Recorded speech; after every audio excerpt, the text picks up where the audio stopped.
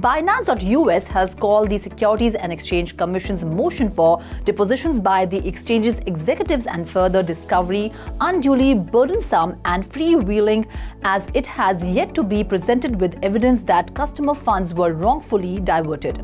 Even after all of the discovery already produced by BAM during the expedited discovery period, the SEC still has no evidence to support its unsubstantiated allegations that imply investors' assets have been somehow diverted, the exchange wrote.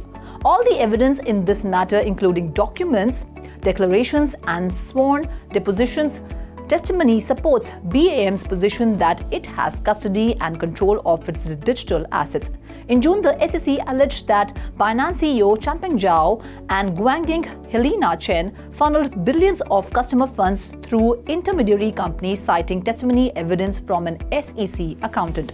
At the time, Binance and CZ publicly denied all claims. In the filing, BAM writes that CZ has confirmed that it does not have custody or control over the private keys for customer assets on the exchange.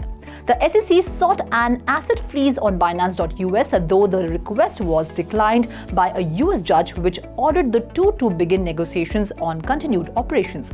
In the filing, BAM questioned the extent of requests by the SEC, including documents related to the exchange's custody software and wallet solutions. Standard Chartered, a leading international banking group, has launched a cryptocurrency storage providing subsidiary Zodia Custody in Singapore. The unit, named as Zodia Custody Private Limited, unit will provide digital asset custody services for financial institutions. It has appointed former BitGo managing director Kai Kano and its first CEO. Custody in Singapore is not a licensed activity yet, and therefore Zodia Custody does not need a license, but it wants to be a pole position for when the time comes.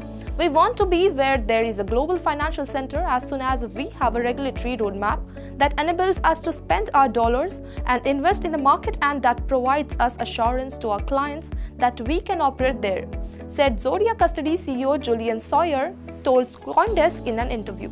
The development marks a rare marriage of a traditional financial institutions and a digital asset firm in Singapore. Zodia Custody is already registered in UK, Ireland, Luxembourg, and has an application pending in Japan.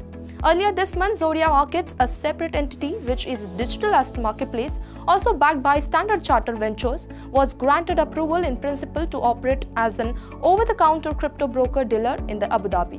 Bitcoin jumped to nearly $26,000 during the Asian trading hours on Tuesday, reversing Monday's decline to 6-month lows under $25,000. The move could be best described as a short squeeze, a rally powered by an unwinding of bearish derivative bets. As prices jumped, cumulative open interest in futures and perpetual swaps trading on Binance, Bybit, OKX and Deribit fell from $5.05 billion to $4.8 billion.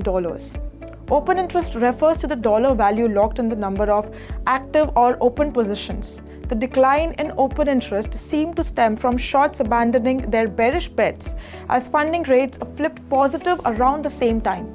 Funding rates refer to costs associated with holding bullish or bearish bets in perpetual swaps. Negative rates imply a leverage and skewed on the bearish side, while positive rates suggest otherwise. Bitcoin and alternative cryptocurrencies fell Monday as fears of potential selling pressure from bankrupt crypto exchange FTX roiled market sentiment. As per analysts, the bias remains bearish, while prices are held below the 50-day simple moving average.